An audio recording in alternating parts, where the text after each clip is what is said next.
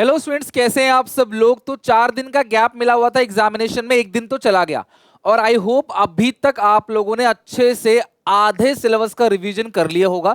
आज मैंने शाम को चैप्टर नंबर 4, 5, 6 का पूरा रिवीजन करा दिया था। आप लोगों ने जरूर उस रिवीजन को देखा होगा।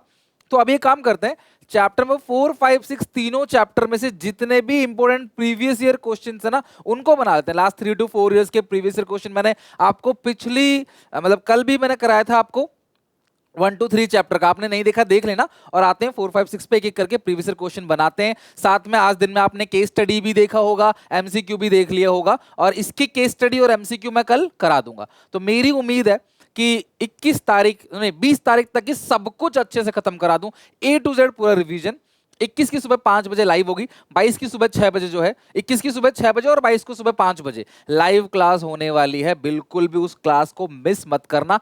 एसपीसीसी ऐप पे 3 प्रीमियम मॉक टेस्ट पड़े हुए हैं, उनको जरूर बना के जाना एग्जामिनेशन से पहले। और बाकी जो मैं करा रहा हूं दैट्स इट, उतना कर लो, उससे एक अक्षर बाहर नहीं आएगा, इसकी मेरी गारंटी है। ओके तो स्टार्ट करते हैं। सबसे पहले प्लानिंग चैप्टर, क्वेश्चन नंबर 20। 19 तक हम लोगों ने कर लिया था बिजनेस एनवायरनमेंट में। अब आते हैं प्लानिंग चैप्टर पे और ये इतना सा क्वेश्चन है, the pros and cons of each alternative need to be weighted class yani weighed. Name and identify the explain the logical steps in the process of planning which are followed by a manager before performing the step highlighted in the above statement. यानी कि इससे पहले ध्यान रखना, pros और cons आते हैं alternative. जो हम लोग class evaluation of alternative, evaluation of alternative जो स्टेप है ना, उसके अंदर हम लोग देखते हैं हर एक जो ऑल्टरनेटिव्स है उसके पॉजिटिव इंपैक्ट क्या होंगे, नेगेटिव इंपैक्ट क्या होंगे, प्रोज और कॉन्स देखते हैं। Name and briefly explain the logical steps, आपको प्लानिंग के स्टेप्स बताने हैं which are followed by a manager before performing the steps. इससे पहले के स्टेप बताने, बाद के नहीं। थोड़ी सी गलती कर दोगे ना, इसके बाद के बता दोगे तो नंबर कट जाएंगे। इससे पहले के बताने हैं। तो सबसे पहला क्या होता है, सेटिंग अप ऑफ ऑब्जेक्टिव, अपनी भाषा में एक्सप्लेन कर देना इसको। सेटिंग अप ऑफ ऑब्जेक्टिव का सेकंड क्या है, डेवलपिंग प्रेमिसेस। उसके बाद आइडेंटिफाइंग वेरियस ऑल्टरनेटिव, चौथे पॉइंट पे आता है क्लास उसको इवैल्यूएट करना, फिर सिलेक्ट करना, इंप्लीमेंट करना और then class follow up action. Right, तो हमें पूछा पहले का और सीबीएसई के 22-23 के सैंपल पेपर में ये क्वेश्चन आपको मिला है। ओके तो ये हो गया 20 क्वेश्चन। आई होप आपको समझ में आ गया कि क्वेश्चन कैसे पूछ रहा है और आपको कैसे आंसर उसका देना है। स्टेप वाइज आंसर देना है और हर स्टेप को प्रॉपरली एक्सप्लेन करना है अपनी भाषा में। Briefly explain the next 3 steps in the process of planning which the manager will have to follow after using conjunctive about what might happen in future. मुझे बताओ class, explain next 3 steps in the process. आपको next 3 steps बताने हैं planning process के, जो manager follow करेगा after conducting about what might happen in future. यानी कि क्लास डेवलपिंग प्रेमिसेस, फ्यूचर में क्या होने वाला है वो प्रेमिसेस है। डेवलपिंग प्रेमिसेस यानी फ्यूचर के लिए जम्पशन लेना, उसके बाद के फीचर आपको बताने हैं। तो उसके बाद क्या है, आइडेंटिफाइंग वेरियस ऑल्टरनेटिव, फिर ऑल्टरनेटिव को इवैल्यूएट करना, फिर सिलेक्ट एन ऑल्टरनेटिव, फिर implement the plan and follow up, है ना। इसके बाद 3 ही पूछा है क्या, हैव टू फॉलो हाँ नेक्स्ट 3 पूछा है, सॉरी सारा नहीं लिखना, 3 ही पूछा है तो 3 ही लिखना है। शुरू के जो 15 मिनट पेपर में मिलेंगे ना पढ़ने के लिए, उनमें यही सब चीजें पढ़नी है कि यार क्वेश्चन की रिक्वायरमेंट क्या है, पूछा क्या है। जैसे जैसे क्वेश्चन पूछेगा वैसे वैसे आपको आंसर देना है। ओके चलो नेक्स्ट हो गया। ये तो आपको पता है, इसके बाद के 3 लिखने, क्योंकि सारा नहीं पूछेगा ना। 3 से 4 नंबर का क्वेश्चन आता है तो आपको सारा नहीं पूछेगा, सारे स्टेप लिखो। 7 स्टेप है तो बहुत बड़ा 6 नंबर का सवाल हो जाएगा। तो बोलेगा आपको इनडायरेक्टली कोई स्टेप बोल देगा, बोलेगा उससे पहले के 3 लिखो या बाद के 3 लिखो या 4 भी बोल सकता है। Identify and explain the type of plans in the following cases. आपको टाइप्स ऑफ प्लान एक्सप्लेन करना है, ऑब्जेक्टिव, स्ट्रैटेजी, प्रोग्राम, मेथड, है ना, बजट, रूल्स, पॉलिसी, सब। तो Ananta travel and tourism private limited is providing tourism and hospitality service to its customer. To achieve its objective, the company prepare a comprehensive plan. Strategy is a comprehensive plan to achieve the goal. तो comprehensive plan जो है taking into consideration, तो ये क्या है, इसको strategy बोलेंगे, ठीक है। The types of plan is strategy, ठीक है, आपको strategy बता दिया यहाँ पे। नेक्स्ट है, Amit is chief executive officer of मन्नत राज industries. He develop a broad parameters within which the manager may function. तो ये जो ब्रॉड पैरामीटर्स है उसको हम लोग क्या बोलेंगे, जो ब्रॉड पैरामीटर्स है वो है क्लास पॉलिसी। तो यहाँ पे है क्लास पॉलिसी, राइट। आगे लिखा है इंटरप्रेटिंग स्ट्रैटेजी विच, देखो ब्रॉड पैरामीटर्स जो होता है ना वो पॉलिसी है। ब्रॉड पैरामीटर्स कैसे कैसे काम करना है, प्रॉब्लम्स को कैसे सॉल्व करना है, वो क्या है आपकी पॉलिसी। तो ये दो है, पहला है स्ट्रैटेजी, अब स्ट्रैटेजी के बारे में बता देना, ये 3 पॉइंट लिखा है, कोई भी 2 पॉइंट लिख देना, और अगला है पॉलिसी, 3 पॉइंट लिखा हुआ है, कोई भी 2 पॉइंट लिख देना। आप तीनों भी लिख सकते हो, नो प्रॉब्लम, क्योंकि एक्सप्लेन तो आप इसे कर ही सकते हो, ठीक है। Next 23, Ananta Limited is a firm manufacturing electronic goods. To increase its sale and earn profit, its manager Kamal is thinking in advance what to do, how to do. Planning is concerned with what to do or how to do. He is also preparing forecasting to reduce the risk of uncertainty, यानी कि developing premises. Second step जो है, by doing Kamal is performing an important function of management. क्या पूछा है? Kamal is performing an important function of management. अगर question 2-4 line का है तो शुरू से पढ़ो, बट क्वेश्चन बड़ा है तो नीचे क्वेश्चन की रिक्वायरमेंट को पढ़ो, फिर केस स्टडीज को पूरा पढ़ो। ये आप ध्यान रखना। छोटा मोटा है ना तो आपको क्लास स्टार्टिंग से पढ़ना है। अगर मान लो 7-8 लाइन, 10 लाइन, 12 लाइन का है तो पहले आप नीचे की रिक्वायरमेंट पढ़ो, फिर क्वेश्चन को दोबारा शुरू से एंड तक पढ़ो। तो यहां बोल रहा है कौन सा फंक्शन, ऑब्वियसली प्लानिंग फंक्शन है, आइडेंटिफाई करना है और स्टेट बताना है function of management, highlight in the above, state any 2 point of importance. आपको प्लानिंग बताना है और प्लानिंग के 2 इंपोर्टेंस बताना है। तो आपने बता दिया प्लानिंग वो प्रोसेस है और प्लानिंग के सारे के सारे इंपोर्टेंस लिखे हुए हैं, बहुत ज्यादा डिटेल में एक्सप्लेन नहीं करना। Identify and state, identify and explain का मतलब क्या, आइडेंटिफाई करो और साथ में लंबा चौड़ा एक्सप्लेन करो। आइडेंटिफाई स्टेट मतलब आइडेंटिफाई करके एक लाइन में बता दो, बस बात खत्म। तो ये आपको बताना है प्लानिंग, और कोई भी importance, reduce risk of uncertainty, provide direction, है ना, इनोवेटिव आइडियाज को प्रमोट करता है, स्टैंडर्ड क्रिएट करता है कंट्रोलिंग के लिए, ठीक है, डिसीजन मेकिंग में हेल्प करता है, ये सारे points. 24, explain the steps that are required to perform by a manager before evaluating all the evaluation से पहले setting up of objective, developing premises, identifying various alternative। यही 3 पॉइंट लिखने हैं। पहले भी ऐसा क्वेश्चन आ चुका है 2023-24 के सैंपल पेपर का क्वेश्चन है, मैंने ये क्वेश्चन नहीं बनाया है, तो मैं तुम्हें प्रीवियस ईयर क्वेश्चन करवा रहा हूं ताकि आपको अलग अलग जगह अलग अलग किताब पन्ना पलटा जितना पड़े, आराम से बैठो, एक एक करके सारी वीडियोस को आराम से देखो, ग्रैप्स करो माइंड के अंदर, और कोशिश करा करो कि आप आंसर बिना देखे बताओ। The steps in the planning process are setting up an objective, developing premises, identifying various alternative। तो आपने तीनों को एक्सप्लेन कर देना है 3-3 लाइन के अंदर, that's it, खत्म। 25, explain how planning reduce, कैसे प्लानिंग ओवरलैपिंग और वेस्टफुल एक्टिविटी से बचाता है, कैसे स्टैंडर्ड क्रिएट करता है कंट्रोलिंग के लिए, और कैसे हेल्प करता है डिसीजन मेकिंग में। कुल मिला के आपको इन तीनों पॉइंट्स को एक्सप्लेन करना है। These all 3 are the importance of planning. तो सबसे पहला, planning reduce overlapping and wasteful activities. Planning serve as a basis of coordinating the activity and efforts of different division, department and section, since planning ensure clarity in thought and action. ये ध्यान रखना, point बहुत important है। Clarity और thought में, मतलब thought और action में प्लानिंग क्लैरिटी लेके आता है, और वर्क जो कैरी होता है smoothly without any interruption. Planning is base for controlling. भाई विदाउट प्लानिंग कंट्रोलिंग जो है वो मीनिंगलेस है, कोई फायदा ही नहीं है, ठीक है। और इवन अगर कंट्रोलिंग नहीं किया तो प्लानिंग भी क्लास क्या है, मीनिंगलेस है, फ्यूटल एक्सरसाइज है। इसमें लिखा है कि planning establish stand for controlling, यानी कि provides the goal against which actual performance is measured. Planning ना एक गोल देता है जिससे आप कंपैरिजन करते हो। Through comparison manager can know whether they are actually able to achieve the goal और not. Deviation if any can be corrected, thus planning is prerequisite for controlling. ये लाइन ध्यान रखना, ये लाइन ट्रू है बिल्कुल। Planning prerequisite for controlling, the nature of deviation depend upon the extent of deviation from the standard. तो आप target बनाते हो, फिर एक्चुअल परफॉर्मेंस को उस टारगेट से कंपेयर करते हो। टारगेट नहीं बनाया तो कोई फायदा नहीं, फिर कंट्रोलिंग कर ही नहीं पाओगे आप, वो तो बेकार है फिर। Planning helps in decision making, planning manager को हेल्प करता है फ्यूचर के लिए डिसीजंस को लेने में। तो ये 3 पॉइंट आपको एक्सप्लेन करने हैं। डायरेक्ट क्वेश्चन है, इनडायरेक्ट क्वेश्चन है ही नहीं।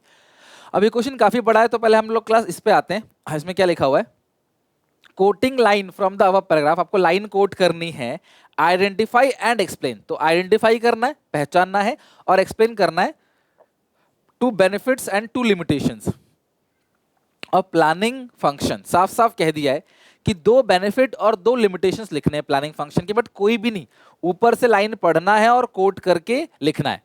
अतुल शर्मा 2 बेनिफिट लिखेंगे, 2 लिमिटेशन लिखेंगे, ठीक है। तो पहले लिखेंगे, हेडिंग डालेंगे बेनिफिट्स ऑफ प्लानिंग, फिर 2 बेनिफिट लिखेंगे, फिर हेडिंग डालेंगे लिमिटेशंस ऑफ प्लानिंग, अंडरलाइनिंग करेंगे, फिर 2 लिमिटेशंस लिखेंगे। तो सबसे पहला पढ़ते हैं, Atul Sharma was the CEO of footwear company. Step 1 footwear, the company manufactured innovative and comfortable footwear for all age group. Atul Sharma was known for class meticulous planning, अच्छी प्लानिंग करता है। Ensure that the goals objective of the company are clearly stated and they are act as a guide for deciding. तो देखो class, planning ना आपको क्या कर रहा है, डायरेक्शन दे रहा है। अब यहाँ देखो planning provide direction, planning provide direction for action by stating in advance. यहाँ पे देखो लाइन आ जाएगी, he ensured that goals and objective of the company clearly so that they act as a guide decision what action should be taken in which direction. Before each section, step 1 would carefully analyze the market trend, customer preference and production schedule. This analysis enable the company to look ahead and anticipate changes. ध्यान रखना, look ahead and anticipate changes and develop managerial response whenever is necessary. As a result, they were able to consistently deliver innovative and comfortably shoes to market. During one session, there was a sudden surge in demand eco-friendly shoes. Step one footwear has already planned their production for a year in which specific goal is to be achieved within a specific time frame. The manager of step one footwear did not have any flexibility to change. ये limitations है, वो flexibility change नहीं है, यानी कि planning क्या है, rigid, आप उसको change नहीं कर सकते। Limitation देखो, planning leads to rigidity, ये rigid है। In our organization, a well-defined plan is drawn up. अच्छा, इन्होंने ना लाइन ये कोट कर रखी line, the manager step one did not have the flexibility to change. ये देख रहे हो, मतलब इन्होंने ना सबसे पहले क्या किया, इस लाइन को कोट किया है। ये देखो ना, मैंने अभी जो अंडरलाइन किया, did not have the flexibility to change the plan with change, यहाँ से यहाँ तक, ये रहा द मैनेजर ऑफ, यहां से लेकर यहां तक जो लिखा गया है ना, ये हो गया लाइन कोट करना। Planning leads to rigidity, line quote कर दिया। लाइन कोट की फिर से एक्सप्लेन भी किया गया। In an organization a well defined plan is drawn up with specific goal to be achieve within a specific time frame. These plan then decide future course of action, manager may not be position to change it. तो planning leads to rigidity को आपने क्या कर दिया, सबसे पहले line coat करके लिख दिया। इस लाइन से पता चलता है प्लानिंग जो है लीड्स टू रिजिडिटी है, फिर उसको आप कोट करके उसको पॉइंट को एक्सप्लेन कर देना। That's it. दूसरा है क्लास यहाँ पे, and the shoe company eco step quickly adopted and started manufacturing comfortable eco friendly by not being able to adjust the rapidly changes in market. तो ये जो पॉइंट है ना, ये रैपिडली चेंज जो है आप अडॉप्ट नहीं कर पाते, तो प्लानिंग में brings may not work in dynamic organization. तो लाइन कौन सी कोट करी, देखो यार, step one footwear face inventory surplus while eco step emerge as a market leader in situation of eco friendly footwear, right, by not being able to adjust the rapid changes. ये रहा line, ठीक है। तो देखो, by not being able to adopt rapid changes, जरूरी नहीं कि यहां से यहां तक पूरा लिखो, इतना भी लिखो तो भी चलेगा। तो आपको बस पहचानने के लिए लाइन कोट करनी, जरा इस लाइन से पहचाना। कोई एक लाइन पहले से पहचान सकता है, कोई एक लाइन बाद से पहचान सकता है, नंबर नहीं करते उसके, ठीक है। तो ये इससे पता चल गया प्लानिंग में not work in dynamic environment, और उस पॉइंट को आपने एक्सप्लेन कर देना है। तो दो लिमिटेशन तो समझ आ गई। अब दो पॉइंट की बात करते हैं। तो सबसे पहले जो लाइन कोट करी गई है इसके अंदर, he ensured that goals and objective company clearly stated, clearly stated, देखो यहाँ पे द कंपनी मैन्युफैक्चर, ये रहा यहाँ से ही इंश्योर्ड, ये रहा कर रखा लाइन, ही इंश्योर्ड दैट यहां से लेकर clearly stated so that the act as a guidelines. तो यहाँ पे यहाँ तक जो फुल स्टॉप से फुल स्टॉप तक ले लेना, ही इंश्योर्ड से लेकर यहाँ तक लाइन कोट कर देना, इससे समझ आ गया प्लानिंग प्रोवाइड डायरेक्शन। तो आपने प्लानिंग प्रोवाइड डायरेक्शन को आपने लिख देना है, ठीक है। और आगे लिखा है लुक अहेड, ये रहा, this analysis enable the company to look ahead and anticipate changes and develop managerial response whenever is necessary। यहां से लेकर यहां तक जो है वो क्या है, ये वाला एडवांटेज है, planning reduce the risk of uncertainty. तो यहाँ पे आपने लिखना है, और ये रहा लाइन कोट। तो दो लाइन एक्सप्लेन कर देना है, एक लाइन कोट करके लिख देना। आप चाहो तो कंफ्यूजन ना हो तो आप ऐसे लिख सकते हो, आप ऐसे आंसर लिखोगे और पॉइंट की हेडिंग लिखोगे, और फिर आपने उसे एक्सप्लेन कर देना हेडिंग को, और नीचे कोट, ठीक है, कोट यहाँ से लेकर यहाँ तक लिख देना, ऐसे ना मार्क लगा के ऐसे लिख देना। तो ये हो गया हेडिंग, फिर हो गया अंदर का दो तीन लाइन में एक्सप्लेनेशन, और फिर लाइन को कोट कर देना। इस तीन स्टेप में हेडिंग, एक्सप्लेनेशन, आइडेंटिफाई, एक्सप्लेन और लाइन कोट, ये तीन स्टेप हर एक पॉइंट के लिए यूज करोगे। Identify, explanation and line quote. Line quote थोड़ा बड़ा छोटा कुछ भी करो तो चलेगा, बट इतना बड़ा मत कर देना कि दूसरे लाइन की चीजें इसके अंदर आ जाए। वो लाइन, ये कोट इसी के लिए होना चाहिए, दूसरे का कोट नहीं होना चाहिए, ये ध्यान रखना बस, ओके। तो अच्छा क्वेश्चन था 27, लगभग 4 मार्क्स, कम से कम 4 to 6 मार्क्स का क्वेश्चन था। लेकिन 2023-24 के कंपार्टमेंट पेपर में ना explain with the help of any 4 point why planning is important। देखो, कोई चीज क्यों जरूरी है, इसका मतलब उसका इंपोर्टेंस लिखना होता है, उसका benefit, why it is necessary। तो इंपोर्टेंस ऑफ प्लानिंग लिखना है, कोई भी 4, ये कई सारे प्लानिंग मैंने बता दिया आपको, कोई 4 लिखना है। Planning provide direction, reduce risk of uncertainty, reduce overlapping and wasteful activity, ये क्लियरली सबको बताया जा रहा है ना, तो कोई ओवरलैपिंग भी नहीं होगी। इनोवेटिव आइडियाज प्रमोट करेगा, डिसीजन मेकिंग फास्ट है, और स्टैंडर्ड क्रिएट करता है, कंट्रोलिंग के लिए बेस क्रिएट करता है, यानी कि planning is pre requisite for controlling, ध्यान रखना।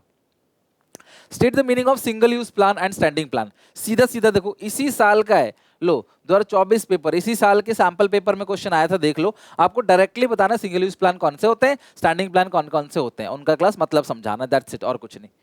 अब आता है ऑर्गेनाइजिंग के ऊपर। ये लंबा चौड़ा पैराग्राफ है। अब ऑर्गेनाइजिंग में डिसेंट्रलाइजेशन और डेलीगेशन से, और फॉर्मल और डिपार्टमेंटलाइजेशन में जो फंक्शनल डिपार्टमेंटेशन और डिविजनल डिपार्टमेंटेशन, ये जो दो चीजें हैं, फंक्शनल डिविजनल और आपका डेलीगेशन डिसेंट्रलाइजेशन, पक्का क्वेश्चन आने वाला है।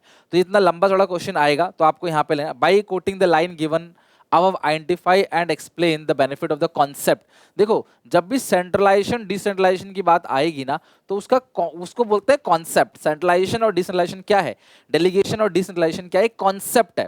तो आपको लाइन कोट करके बताना है, आइडेंटिफाई करना है, एक्सप्लेन करना है, डिस्कस अबव। तो घबराना मत लाइन कोट वाली में, आसपास की लाइन कोट कर दोगे तो भी चलेगा। ओके, ऐसा नहीं कि तुम रोने लग जाओगे भाई लाइन कोट कैसे करेंगे, पढ़ के जिस लाइन से समझोगे उसी लाइन को कोट कर देना। सेफ रहने के लिए आप कम से कम कोट करना, बात खत्म। Jojo is a company known for its customer business of baby oil and bandage, but many people do not know that the company also run a medical device and diagnostic business, but as well as a pharmaceutical company with more than 1,80,000 employee worldwide. In the company has chosen to share the decision making authority. यार जब decision making authority सारे employee को मिल रहा है तो ये delegation कैसे हो सकता है? This is decentralization. 1,80,000 एम्प्लॉय काम करते हैं और सबको डिसीजन मेकिंग अथॉरिटी दे रखी है, सबको पावर दे रखा है with lower levels and place it to nearest to the point of action, therefore the response does not take time. तो ये क्विक डिसीजन मेकिंग हो गया।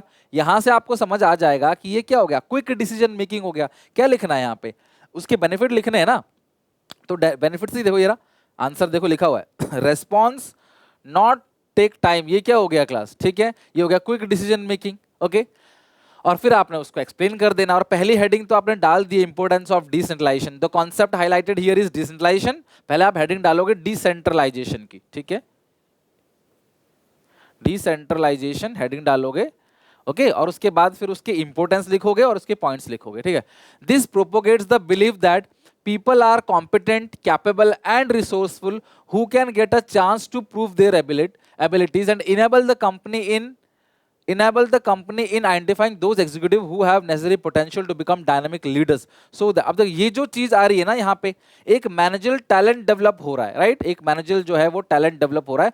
यहाँ पे लिखो, यहाँ से यहाँ तक लिखोगे, इट इनेबल से लेकर enable the company in identifying those executive who have necessary potential to become dynamic leader. तो यहाँ से यहाँ तक जो आएगा वो आएगा helps to develop managerial talent for future, so that the checking required on decision taken by the lower level management is the least.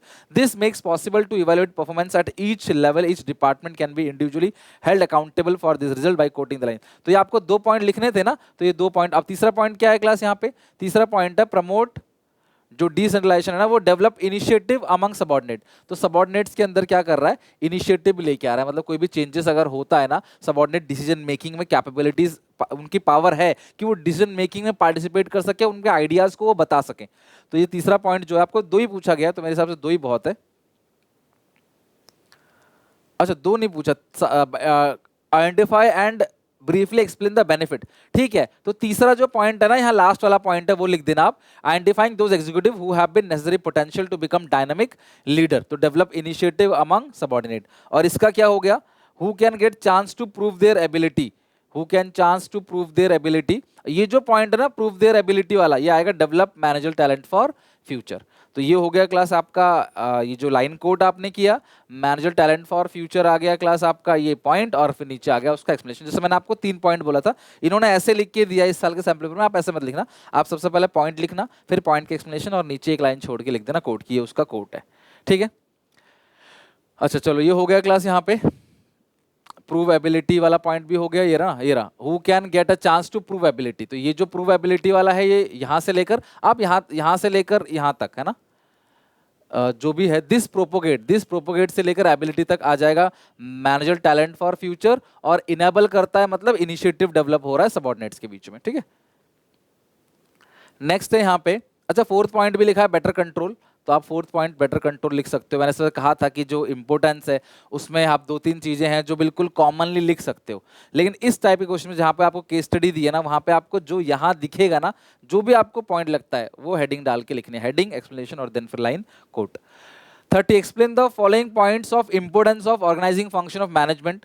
आपको इसे एक्सप्लेन करना है, डायरेक्ट क्वेश्चन है। बेनिफिट इन स्पेशलाइजेशन, क्योंकि टोटल वर्क को छोटे छोटे part में बांटा जाता है, एक इंसान को एक ही काम दिया जाता है मैचिंग टू स्किल्स क्वालिफिकेशन, तो यहाँ पे स्पेशलाइजेशन बन जाती है वो काम करते करते। Clarity in working relationship, authority मिलती है उसको पूरा करने के लिए, रिस्पॉन्सिबिलिटी मिलती है लोगों को, अथॉरिटी मिलती है पूरा करने के लिए, तो पता रहता है कौन सुपीरियर है कौन सबॉर्डिनेट है, तो वर्किंग रिलेशनशिप क्लैरिटी रहता है कौन किसको रिपोर्ट करेगा, कोई कंफ्यूजन नहीं होता इसके अंदर।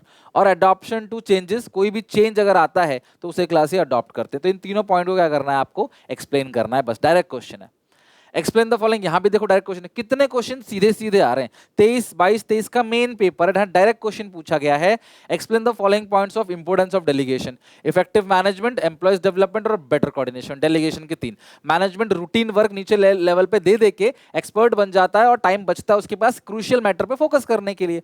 एम्प्लॉयज डेवलपमेंट, एम्प्लॉयज जब मैनेजर का काम करते रहेंगे तो उनके अंदर भी एक मैनेजर टैलेंट डेवलप हो जाएगा। और कोऑर्डिनेशन बेहतर है, बिना कोऑर्डिनेशन के तो भाई अथॉरिटी ट्रांसफर नहीं कर पाएंगे ना नीचे, तो ये कोऑर्डिनेशन को भी क्या करता है इंप्रूव करता है। तो इसी को अपनी भाषा में, सिंपल भाषा में हेडिंग डाल के एक्सप्लेन करना है आपको 4-4 लाइन में। नेक्स्ट है, अब ये बड़ा क्वेश्चन है, identify and explain the type of organization. अब देखो जब आपको कॉन्सेप्ट बोलेगा, लिख लो, जो आपको बोलता है कॉन्सेप्ट, तो उस कॉन्सेप्ट में या तो होगा डेलीगेशन या तो होगा डिसेंट्रलाइजेशन, उसकी इंपोर्टेंस पूछेगा। और अगर खाली कॉन्सेप्ट पूछ रहा है तो ये भी हो सकता है कि वो एक ऑर्गेनाइजेशनल स्ट्रक्चर के बारे में पूछ रहा हो। तो इस चैप्टर में 3 ही चीजें जो कॉन्सेप्ट पे पूछ सकता है, ऑर्गेनाइजेशनल स्ट्रक्चर, सेंट्रलाइजेशन और डिसेंट्रलाइजेशन। बाकी टाइप ऑफ अगर पूछेगा, टाइप ऑफ ऑर्गेनाइजेशन, तो ये फॉर्मल या इनफॉर्मल जो है उसमें आएगा। Identify and explain type of organization, discuss above, state any 2 advantage 2 limitations. उसी टाइप का 2 एडवांटेज और 2 लिमिटेशंस लिखना है, मेरिट डिमेरिट लिखना है। FM tech limited is one of the leading information technology service provided companies in Delhi to enable smooth functioning of the enterprise. Job description, rules and procedures related to work process is laid down.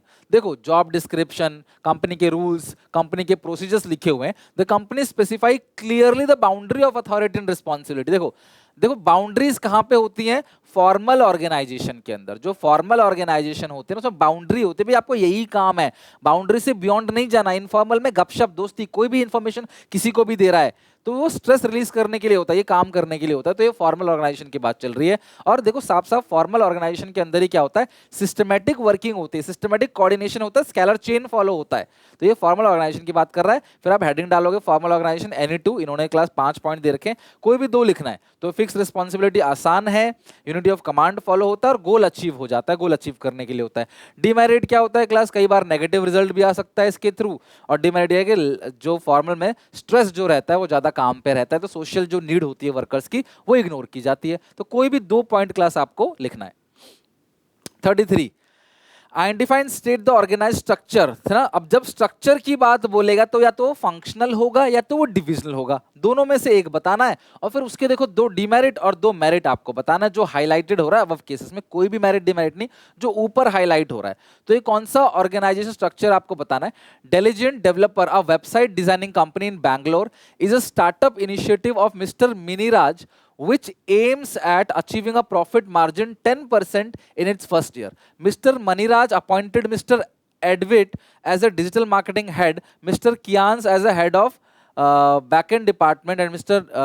Nirved head of graphic designing department. Since each head was specialized in special skills, it resulted in increased efficiency and better coordination. However, the problems arose when Mr. Edwit started considering group objective to superior to organizational objective and stopped exchanging information with Mr. Kians and Mr. Nirved. The company had to bear the brunt of lack of coordination and was unable to achieve its objective. है ना। अब मेरी बात सुनो, तो सबसे पहले यहाँ पे अलग अलग फंक्शन के अकॉर्डिंग अलग अलग डिपार्टमेंट बनाए जा रहे हैं। तो सबसे पहला आंसर है आइडेंटिफाई करना है और साथ में बताना भी है। तो organize structure adopted by delegate is functional structure, और आपने फंक्शनल स्ट्रक्चर के बारे में बताना है कि क्या क्या चीजें होती है उसके अंदर, बेनिफिट इन फंक्शनल स्ट्रक्चर क्या क्या है, ये सेकंड पॉइंट है। राइट, ऑक्यूपेशनल स्पेशलाइजेशन, आप काम करते करते स्पेशलाइज हो जाते हो। Promotes control and coordination with in department, है ना, कंट्रोल कोऑर्डिनेशन जो है वो भी फॉलो कर रहे हो। तो यहाँ पे सबसे पहला मेरिट लिख दिया। और 2 डिमेरिट्स क्या है, एक तो सबसे पहला डिमेरिट है लेस ऑर्गेनाइजेशनल ऑब्जेक्टिव पे ज्यादा ध्यान नहीं दिया। बट ये जो मैंने लिखा है ना वो लिखना, वो सिंपल भाषा में लिखा हुआ है, इसको आप लास्ट टाइम पे याद नहीं कर पाओगे, राइट। दूसरा है लीड्स टू कोऑर्डिनेशन, कोऑर्डिनेशन में प्रॉब्लम है, जब डिपार्टमेंट बड़े होते हैं ना तो कोऑर्डिनेशन सही से नहीं हो पाता, तो ये भी आप इसका डिमेरिट है। दो मेरिट दो, अगर आपने ये पहचान लिया कि ये फंक्शन स्ट्रक्चर है तो उम्मीद है टीचर फिर आपको पूरे नंबर देगा। उसको एक एक लाइन पढ़ने का टाइम नहीं होता, कई कॉपी चेक करनी पड़ती है पर डे और पैसे मिलते हैं उसके अच्छे खासे।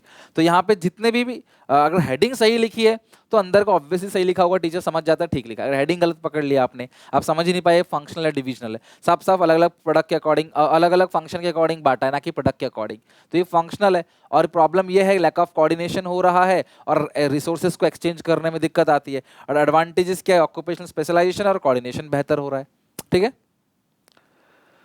Difference between delegation and decision, any four basis. अब ये तो डायरेक्ट क्वेश्चन है, इसमें मुझे कुछ नहीं बताना आपको, किसी भी चार basis, nature, freedom of action, delegation में क्या होता है कम, डिसेंट्रलाइजेशन में ज्यादा, स्टेटस की बात करें और स्कोप पर्पस, जो मैंने डिफरेंस लिखवा है ना वो लिखना है। टीचर को ये आंसर शीट नहीं मिलेगी, आंसर शीट में डिटेल आंसर नहीं मिलता टीचर को। टीचर को हमेशा जो आंसर दिया जाता है ना, एक्चुअली जब हम कॉपी चेक करने जाते हैं तो जो आंसर हमें दिए जाते हैं वो कैसे आंसर्स होते हैं, जो दिए जाते थे वो कैसे आंसर्स होते थे, इन शॉर्ट। और साफ साफ लिखा रहता है उसमें कि बच्चा अगर और कोई आंसर भी लिख रहा है इसके अलावा तो भी आप उसको पूरे नंबर दो, अगर वो जस्टिफाई करता है तो। अब 10 लाख बच्चे पेपर देने जा रहे हो तो सबका आंसर सेम नहीं रहता है, सब बच्चे अलग अलग स्कूल में पढ़ते हैं, अलग अलग टीचर से अलग अलग बुक्स फॉलो करते हैं, तो उनके आंसर्स डिफर होते हैं, बट सब में बात वही कह रही होती है। तो टीचर आपको, ये टीचर को लिखा हुआ नहीं मिलता है कॉपी चेकर वाले को, उसके अंदर क्या होता है क्लास शॉर्ट में दिया रहता है। कभी कभी ऐसा होता है कि भाई लॉन्ग में दे दिया, बट अदरवाइज शॉर्ट में कि किस बेसिस पे डिफरेंस, तो आप खुद एक टीचर हो, आपको पता होना चाहिए जो डिफरेंस लिखा है वो ठीक लिखा है। तो मैंने जो डिफरेंस आपको याद करवाया वो लिखना, ना कि क्लास ये वाला, ना कि इसे याद करने बैठ जाओ। Effective delegation of authority leads to many benefit, आपको ना बेनिफिट लिखना है। इफेक्टिव डेलीगेशन, तो डेलीगेशन के इंपॉर्टेंस आपको लिखने हैं। हाईलाइट एनी फोर, कोई भी फोर 2023-24 के कंपार्टमेंट पेपर में डायरेक्ट क्वेश्चन पूछा गया है, ये सारे के सारे इंपॉर्टेंस हैं, कोई भी चार इंपॉर्टेंस आपको लिखने, पेपर में 4 नंबर क्वेश्चन ये आ चुका है और एक्सप्लेन कर देना है, ठीक है। नेक्स्ट है, देखो एक्सप्लेन लिखा हुआ है, राइट, एक्सप्लेन, तो एक्सप्लेन करना पड़ेगा। 36 डिफरेंशिएट बिटवीन फंक्शनल स्ट्रक्चर और डिविजन स्ट्रक्चर। अब ये जो डिफरेंशिएट करना है आपको इसी बेसिस पे करना है। फॉर्मेशन, तो फंक्शनल स्ट्रक्चर जो है वो फंक्शन के अकॉर्डिंग फॉर्म होता है, जबकि डिविजनल प्रोडक्ट के अकॉर्डिंग फॉर्म होता है। इसमें ऑक्यूपेशनल स्पेशलाइजेशन है, इसमें प्रोडक्ट स्पेशलाइजेशन है ना। इसी फंक्शनल स्पेशलाइजेशन को ऑक्यूपेशनल स्पेशलाइजेशन भी कहते हैं। रिस्पॉन्सिबिलिटी, यहाँ पे रिस्पॉन्सिबिलिटी को फिक्स करना जो है वो बहुत डिफिकल्ट है कि भाई किसको रिस्पॉन्सिबल ठहराओगे, किसको अकाउंटेबल ठहराओगे। यहाँ पे रिस्पॉन्सिबिलिटी फिक्स करना आसान होता है, division, one product one department. Managerial development, तो डिफिकल्ट एज, देखो यहाँ पे आपके अंदर मैनेजर का टैलेंट डेवलप नहीं हो पाएगा बिकॉज आप एक ही फंक्शन कर रहे हो, लेकिन यहाँ पे एक प्रोडक्ट के रिगार्डिंग सारे काम करते हो तो यहाँ पे आसान है, ऑटोमेटिक और ऑटोनॉमी ज्यादा है। कॉस्ट की बात करें, functions are duplicated hence economical, थोड़ा सस्ता पड़ता है और ये थोड़ा महंगा पड़ता है। आपको पता है डिविजनल जो स्ट्रक्चर है ना वहाँ बहुत महंगा है, राइट। ट्रेनिंग लिख सकते हो, ट्रेनिंग में क्लास इनफ्लेक्सिबिलिटी है, यहाँ ट्रेनिंग जो है उसमें फ्लेक्सिबल है। कोऑर्डिनेशन डिफिकल्ट, अगर डिफिकल्ट है, अगर कई कंपनी मल्टीपल प्रोडक्ट बना रही है तो उसके लिए ये अगर वो ये फॉलो करती है फंक्शन तो डिफिकल्ट है, और ये इजी है बिकॉज सारे फंक्शन एक ही डिपार्टमेंट के अंदर है, तो यहाँ कोऑर्डिनेशन आसान होता है। यहाँ डिपार्टमेंट अगर बड़ा है तो कोऑर्डिनेशन थोड़ा सा मुश्किल होता है। तो आपको इन्हीं पॉइंट के बेसिस पे अपनी भाषा में सिंपल हेडिंग ये डालनी है और अंदर का अपनी भाषा में लिखना है, दैट्स इट। नंबर पूरे मिलेंगे, ऐसा नहीं कि बुक का ही लिखोगे आप। स्टाफिंग की बात करें 37, मिसिस अहिल्या पासी, अब यहां पे पूछा क्या पढ़ते हैं, briefly explain any 3 justification that management can provide to continue staff for inviting application for external candidate on the vacant job position. तो क्लास ना आपको बताना है कि 3 जस्टिफिकेशन बताना है कि अगर बाहर से हम भर्ती करते हैं एक्सटर्नल कैंडिडेट तो उनके फायदे क्या क्या होंगे। तो आपको कोई भी 3 पॉइंट बताना है। Mrs Ahilya Pasi is the principal of prestigious school in Delhi. This school has a vacancy of a headmaster for junior wing of the school. The senior teacher of the school have the opinion that only internals should be considered for this post. However, Mr. Pasi and the manager would likely to invite application from बाहर. तो बाहर से ये दो लोग चाहते हैं ना, मिसिस पासी और मैनेजमेंट चाहता है कि हम एम्प्लॉय को बाहर से भर्ती करें। तो बाहर से भर्ती करेंगे तो उसका फायदा क्या होगा, आपको उसके बेनिफिट लिखने हैं, है ना। कितने बेनिफिट लिखने हैं क्लास, एनी 3, 3 नंबर का क्वेश्चन होगा ये, और लिखा भी है कि 3 पॉइंट लिखने, like qualified personal, wider choice, fresh talent, competitive spirit, having latest technological knowledge, है ना, ये आपको फायदा लिखना है। तो कोई भी 3 फायदे आपको लिख देने। 38, enumerate all any 4 benefit of the process by which aptitude, skills and abilities of employees to perform perform specific jobs are increase. अब ये ना क्वेश्चन बहुत प्यारा क्वेश्चन है और मुझे लगता है कि आप शायद एग्जामिनेशन में होते ना तो कंफ्यूज होते कि यह क्या है। 22-23 का सैंपल पेपर का क्वेश्चन है सीबीएसई का। एन्यूमरेट एनी 4 बेनिफिट, 4 बेनिफिट्स आपको बताना है एक प्रोसेस का, और वो प्रोसेस क्या है क्लास? ट्रेनिंग। और ट्रेनिंग के थ्रू हम एप्टीट्यूड स्किल्स, उनकी एबिलिटी, एम्प्लॉयज की लर्निंग न्यू स्किल्स, वो सब हम क्या करते हैं? इंक्रीज करते हैं, बढ़ाते हैं। तो वही the benefit of training to organisation are as follow. तो कंपनी के लिए जो बेनिफिट्स हैं वो बताना है आपको। ट्रेनिंग का बेनिफिट जब तक ये ना पूछे कि वो एम्प्लॉय के पॉइंट ऑफ व्यू से क्या है, तब तक आपको ट्रेनिंग का बेनिफिट हमेशा ऑर्गेनाइजेशन के पॉइंट ऑफ व्यू से बताना है। जैसे रिड्यूस लर्निंग टाइम हो गया। अब इन्होंने देखो ना अलग अलग पॉइंट से लिख रखा है, आपको मैंने ऐसे नहीं कराया, आपको मैंने क्या कराया? सीबीएसई का आंसर है सैंपल पेपर का, पर आप क्या लिखोगे? Reduce learning time, helps in operational problems, better performance. ये जो सारे पॉइंट्स है ना क्लास, ये लिखोगे, ना कि आप इनके जो पॉइंट लिखा है वो लिखोगे। रिड्यूस टर्नओवर है ना, एम्प्लॉयज टर्नओवर जो है वो भी कम हो जाता है। Managing man power need is also benefit of training. तो ये आपको एनी 4 लिखने हैं। 39, name the mechanism that attempt. देखो 22-23 सैंपल पेपर में ये सेम क्वेश्चन आया हुआ है, सैंपल पेपर और प्रीवियस ईयर क्वेश्चन पेपर दोनों लिए हुए मैंने। सेम क्वेश्चन क्लास जो है डायरेक्ट क्वेश्चन पूछा गया, कोई इसमें प्रॉब्लम नहीं है। 3, any 3 of its types, choosing the best person out of the number of prospective candidate. Selection के 3 आपको टाइप्स बताने हैं, किस किस तरीके से आप करते हो इसके अंदर। Name the mechanism that attempt to measure certain characteristics of individual in process of identifying and choosing the best person. Identify and choosing the best person मतलब सिलेक्शन, आइडेंटिफाई करो और चूज करते हो ना, चूजिंग जो आता है वो सिलेक्शन आता है। तो सिलेक्शन प्रोसेस में आपको बताना 3 पॉइंट। तो कौन कौन से टेस्ट होते हैं क्लास इसके अंदर? जो सिलेक्शन टेस्ट लिया जाता है उसके अंदर कौन कौन से टेस्ट होते हैं? Name and mechanism that attempt to measure certain characteristics of individual in the process of identifying and choosing best person out of the number of prospective candidate for job. Any 3 of its types. अच्छा, process नहीं, steps नहीं लिखा है, types. Explain any 3 of its types. तो selection test है, और selection test के अंदर कोई भी टेस्ट ले लो, intelligence, aptitude, personality, trade test, ये 5 टेस्ट होते हैं, कोई भी 3 लिखना है। तो ना ये पूछ रहा है कि जो प्रोसेस है उस प्रोसेस का टाइप बता रहा है, जिस टाइप के थ्रू आप बेस्ट पर्संस को जो है सिलेक्ट कर सकते हो।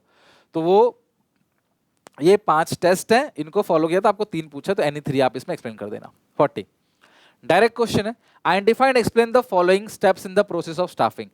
Occupying the position post. आप पोजीशन जो है वो जो पोस्ट है उसके लिए दे रहे हो, तो इसे क्या बोलते हैं? प्लेसमेंट। और फैमिलियराइजिंग कराना क्या होता है? ओरिएंटेशन। तो पहला जो पॉइंट है उसका आंसर है, इनडायरेक्ट क्वेश्चन है, प्लेसमेंट एंड ओरिएंटेशन। दूसरा, उस प्लेसमेंट एंड ओरिएंटेशन को आपने एक्सप्लेन भी करना है। तो देखो ये बता दिया मैंने, steps in the staffing process is placement and orientation, और इस प्लेसमेंट को आपने एक्सप्लेन करना है, ओरिएंटेशन को आपने एक्सप्लेन करना है। To facilitate employees learning in house by alliance with educational institutions and offering opportunity for career advancement। देखो ये अलायंस किस ट्रेनिंग दे रहे हैं हम उसको ना, आपको पूछा क्या है? Process of staffing. तो स्टाफिंग का एक प्रोसेस हो गया, ये वाला जो प्रोसेस हो गया स्टाफिंग का, प्लेसमेंट ओरिएंटेशन हो गया, और अगला वाला जो प्रोसेस हो गया वो हो गया ट्रेनिंग एंड डेवलपमेंट। आप रीड करो, facilitate employees learning, employees learning को हम लोग प्रमोट कर रहे हैं तो ट्रेनिंग हो गया, और with educational institution offering opportunity for career advancement, तो ये हो गया डेवलपमेंट। मैं रिपीट कर रहा हूँ, ये जो करियर एडवांसमेंट अपॉर्चुनिटी है ना, करियर एडवांसमेंट, इसको बोलते हैं डेवलपमेंट। और लर्निंग जो होता है ट्रेन, लर्निंग है ट्रेनिंग, और growth, career advancement opportunity, growth of employ, इसको क्या बोलते हैं? डेवलपमेंट। तो इसको आपने एक्सप्लेन करना है, ठीक है। Identify and explain 2 sources of recruitment when the present employees are insufficient to fulfil the specification. यार जब प्रेजेंट एम्प्लॉय नहीं कर पा रहे तो आप बाहर से लोगे ना employ, external source of recruitment. अब एक्सटर्नल सोर्स ऑफ रिक्रूटमेंट में बहुत सारे पॉइंट्स होते हैं, बहुत सारे मेथड्स होते हैं जिनसे हम एम्प्लॉयज को बाहर से हायर कर सकते हैं। कोई भी 2 आपको बताना है, एनी 2, कोई भी 2 क्वेश्चन, कोई भी 2 पूछ रहा है। और ये एग्जामिनेशन 22-23 का मेन पेपर है, यानी 23-24 का नहीं, 22-23 का मेन पेपर है। For to state any 3 benefits of staffing function management to the organisation. आपको स्टाफिंग के 3 बेनिफिट बताने हैं। कॉम्पिटिटिव पर्सनल आप भर्ती कर लेते हो, और एम्प्लॉयज मोटिवेशन होता है, उनको ट्रेनिंग देते हो, एम्प्लॉयज अंडर कास्ट और ओवर कास्ट तो नहीं हो रहे, ये सारी चीजें आपको बताने। कोई भी 3 बेनिफिट स्टेट करना है, मतलब एक्सप्लेन नहीं करना है, इन शॉर्ट में बताना है। आइडेंटिफाई, पहचानो, एक्सप्लेन डिटेल में, और आपको क्वेश्चन कहता है स्टेट, तो मतलब बताना है आपको, बहुत लंबा नहीं बताना, शॉर्ट में बताना है। तो आप वीडियो पॉज करके इन पॉइंट्स को पढ़ लो क्लास, इनमें से कोई भी 3 पॉइंट्स आपको बताना है कि स्टाफिंग के एडवांटेजेस क्या क्या हैं, ठीक है।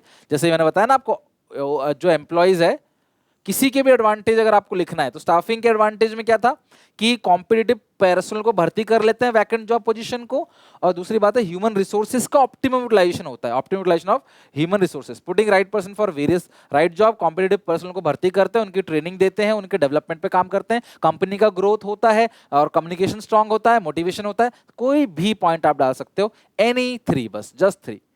State 3 benefits of training to employees. Employees के लिए साफ साफ क्वेश्चन बोलेगा, 22-23 के कंपार्टमेंट के पेपर में आया था कि जो एम्प्लॉइज हैं उनको क्या फायदा होगा, सैलरी बढ़ेगी, स्टेबिलिटी रहेगी, उनका ग्रोथ होगा, ये सारे के सारे बेनिफिट्स हैं, है कि नहीं। और अर्निंग बढ़ेगी, है ना, अर्निंग बढ़ेगी, ट्रेनिंग लोगे तो अर्निंग बढ़ेगी। अब ये है क्लास, इसमें पूछा गया है resolutions private limited is a publishing company, its books on business studies for class 12th is in great demand. As a result, the employee in the marketing department are always racing against time and they have to work overtime and on holiday as well as to cater the demand. The work stress has led to work stress ज़्यादा हो गया, dissatisfaction हो गया है. Name and explain the steps in the staffing process which has not been performed properly. Stress हो गया, तो इन्होंने कौन सा फंक्शन परफॉर्मली, देखो क्या पूछा है, फिर से पढ़ो जरा, रिक्वायरमेंट क्या है। Name and explain steps of staffing process. Staffing process का जो स्टेप्स है, identification and estimating number of requirement, सबसे पहला है ना, वो इन्होंने सही से नहीं किया। Also explain the steps in the immediate step. उसके इमीडिएट मतलब जस्ट बाद, ठीक है। तो कौन सा स्टेप है, नॉट बीइंग परफॉर्मली एस्टिमेटिंग मैन पावर रिक्वायरमेंट। इन्होंने देखा ही नहीं यार, वर्कर अगर ओवर स्टाफ हो गया है इसका मतलब आपने मैन पावर रिक्वायरमेंट में वर्कलोड वर्कफोर्स एनालिसिस किया ही नहीं, जिसकी वजह से वर्कर कम हो गया और क्लास लोड जो है वो ज्यादा आ गया। और द नेक्स्ट स्टेप्स जो है वो कौन सा है, रिक्रूटमेंट। तो नेक्स्ट स्टेप क्या है आपका, रिक्रूटमेंट। आपको रिक्रूटमेंट को भी एक्सप्लेन कर देना है, एस्टिमेटिंग मैन पावर रिक्वायरमेंट को भी एक्सप्लेन कर देना है, और थोड़ा बता भी देना है कि अगर ये करते तो वर्कफोर्स और वर्कलोड और वर्कफोर्स एनालिसिस का जिक्र आप इस आंसर में जरूर लिखना, ठीक है।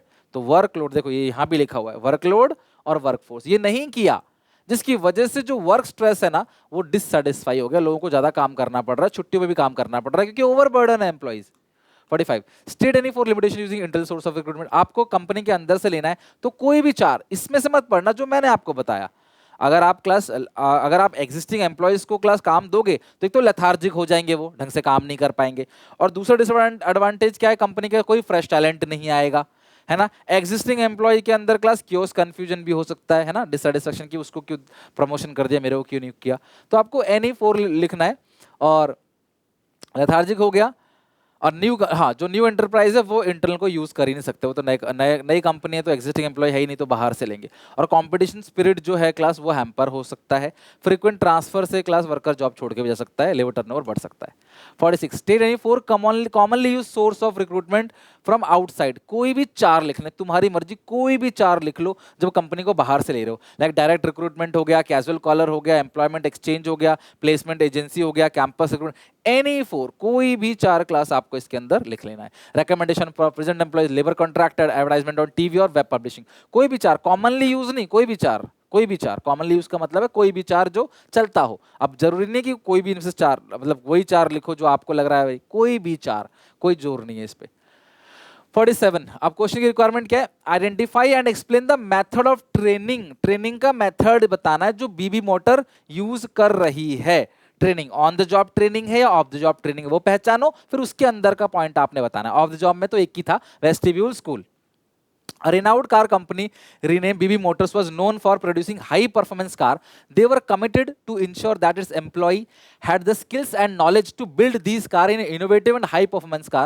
To achieve this, they implemented a unique approach for training. The company transformed a section of its factory into what they called a floor learning floor, right? Actually work environment was created. देखो actual work environment एक dummy model तैयार किया जा रहा है, तो आप समझ जाओ डमी मॉडल तैयार अगर किया जा रहा है right. These spaces was equipped with a range of car component tools, sophisticated car equipment. तो जहाँ पे ये वर्ड सोफेस्टिकेटेड आ गया, जहाँ पे ट्रेनिंग देने के लिए डमी मॉडल क्रिएट किया जा रहा है ऑर्गेनाइजेशन का, उसे बोलते हैं वेस्टिब्यूल्स. की स्कूल या वेस्टिब्यूल ट्रेनिंग, आपको इसके क्लास बारे में 2-4 लाइन लिखनी है, दैट्स इट. क्यों क्वेश्चन कह रहा है, आइडेंटिफाई करो और साथ में एक्सप्लेन भी करो. तो आपको इसको वेस्टिब्यूल स्कूल को, वेस्टिब्यूल ट्रेनिंग को एक्सप्लेन भी करना पड़ेगा. Give the meaning of training, training बताना है और मेथड इनको एक्सप्लेन कर देना है. तो 1 नंबर का होगा ट्रेनिंग, और ये जो एक्सप्लेनेशन आएगा अप्रेंटिसशिप ट्रेनिंग और इंटर्नशिप ट्रेनिंग, इसको आपने एक्सप्लेन करना है. अप्रेंटिसशिप ट्रेनिंग कौन सा होता है, मास्टर परफॉर्म करेगा, वर्कर ऑब्जर्व करेगा, फिर वर्कर परफॉर्म करेगा, मास्टर ऑब्जर्व करेगा, है राइट. और प्लम्बर, इलेक्ट्रीशियन, उनके लिए अच्छा होता है. और इंटर्नशिप क्या होता है, इंटर्नशिप जब आप किसी प्रोफेशनल किसी कंपनी में, जब ये क्लास एक जो इंस्टीट्यूट होता है ना, वो किसी कंपनी के साथ जाके अलायंस करता है, वहां जाके सीखता है. जैसे सीए कंपनी में जाके क्लास सीए की ट्रेनिंग लेता है, इंटर्नशिप उसको बोलते हैं. अच्छा, इसके ऑप्शन में भी एक और क्वेश्चन है, it's a process of learning new skills. अच्छा, नहीं, ये तो वही है ना, उसी को क्लास एक्सप्लेन किया गया है, ठीक है. ये नहीं, हटा दो क्लास, ठीक है, इसे एक्सप्लेन किया गया है. Okay, next 49, explain the following method of training.